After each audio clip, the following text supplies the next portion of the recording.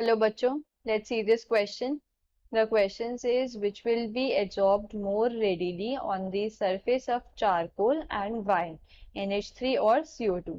So इस question में हमें बताना है कि अमोनिया गैस और कार्बन डाइऑक्साइड गैस इनमें से कौन सी ऐसी गैस है जो ज्यादा रेडिली चारकोल पे एब्जॉर्ब होगी.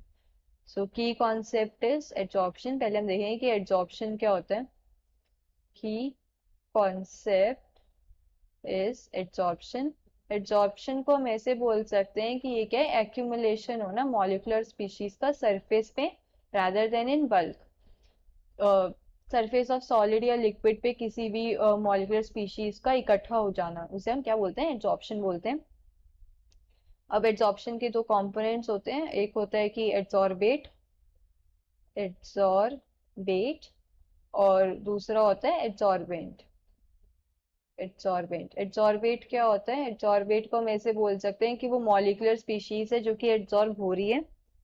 तो अगर मैं ऐसे लिखूं, molecular species, molecular species which is getting absorbed, which is getting absorbed, जो एड्सॉर्ब हो रही है. एंड एड्सॉर्बेंट को मैं लिखूं तो एड्सॉर्बेंट वो सरफेस होता है जिसपे एड्सॉर्बेट एड्सॉर्ब हो रहा होता है. Surface on which adsorbate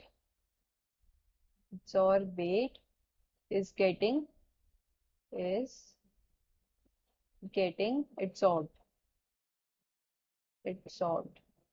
So अब अगर हम क्वेश्चन को ही देखें तो इसके अंदर जो है चारकोल गिवन है. तो चारकोल क्या हो गया? चारकोल एक एड्सॉर्बेंट हो गया, चारकोल.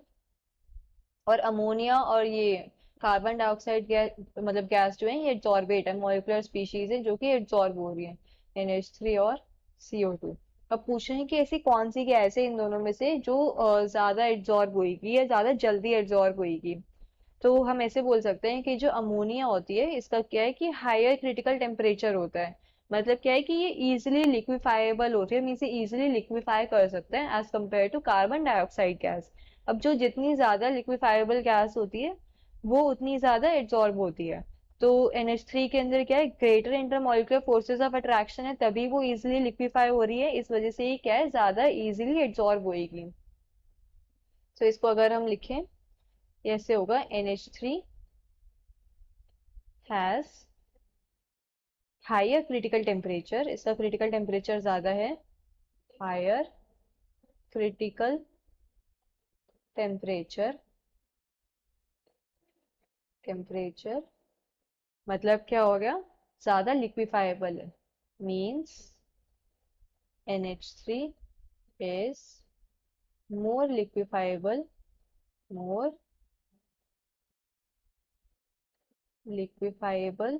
than CO2.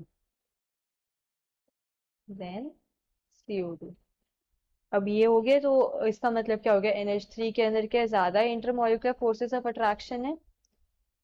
तो NH3 has greater intermolecular forces of attraction, intermolecular forces of attraction. ज्यादा इसके अंदर इंटरमोलिकुलर फोर्सेस ऑफ अट्रैक्शन है, मतलब ये क्या है, ज्यादा एड्सॉर्ब होएगी. And hence will be adsorbed readily. Hence will be absorbed readily on the surface of charcoal. Readily on the surface of charcoal. Charcoal की बात हो रही है तो चारकोल पे जो है अमोनिया गैस ज्यादा इजीली हमारी क्या है, एड्सॉर्ब होगी. तो आंसर क्या हो गया यहाँ से हमारा, ammonia gas. Hope you understood this well. Best of luck.